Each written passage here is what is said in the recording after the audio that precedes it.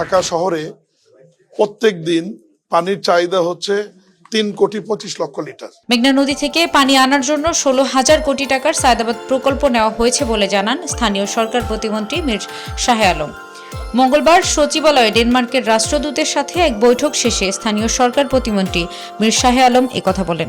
ইতিমধ্যে আমাদের একটি প্রকল্প গন্ধবপুর প্রকল্প যেটি মেঘনা থেকে আসছে সেটি অচিরেই চালু হবে। প্রতিমন্ত্রী জানান এই প্রকল্পের মাধ্যমে প্রতিদিন 95 কোটি লিটার পানি ঢাকা শহরে সরবরাহ করা হবে। 2015 সালে শুরু হওয়া এই প্রকল্পটি 2030 সালে শেষ হওয়ার কথা থাকলেও সরকার এটি 2029 সালের মধ্যে শেষ করার লক্ষ্য নির্ধারণ করেছে। ইতিমধ্যে প্রকল্পের 11 থেকে 12,000 কোটি টাকার কাজ শেষ হয়েছে।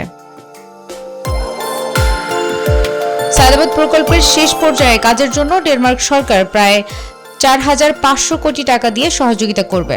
এর মধ্যে 1,500 কোটি টাকা অনুদান এবং বাকি 3,000 কোটি টাকা স্বল্প সুদে ঋণ হিসেবে পাওয়া যাবে, যা 20 বছরে পরিশোধ করতে হবে। ডেনমার্কের রাষ্ট্রদূতের সাথে মাননীয় মন্ত্রী স্থানীয় সরকার পরিবহন সমবায় বিভাগের ডক্টর আব্দুল মঈন খানের সাহেবের সাথে এবং আমাদের টিমের সাথে যে বৈঠকটি ছিল, আমাদের ওয়াটার সাপ্লাইয়ে তারা একটা বড় ধরনের ইনভেস্টমেন্ট করার ব্যাপারে সিদ্ধান্ত নিয়েছে।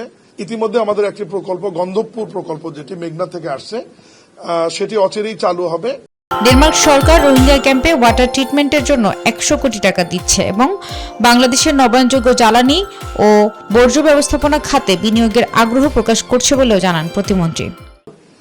প্রত্যেক দিন পানির চাহিদা হচ্ছে 3,25,00,000 লিটার। এর মধ্যে ওয়াসা আপনার ভূগর্ভস্থ থেকে এবং সারফেস ওয়াটার উপরিভাগ থেকে আমরা পানি সরবরাহ করে থাকি 2,95,00,000 থেকে 3,05,00,000 পর্যন্ত। আমাদের কিছু শর্টেজ থেকে যায় আর কি প্রত্যেক দিন।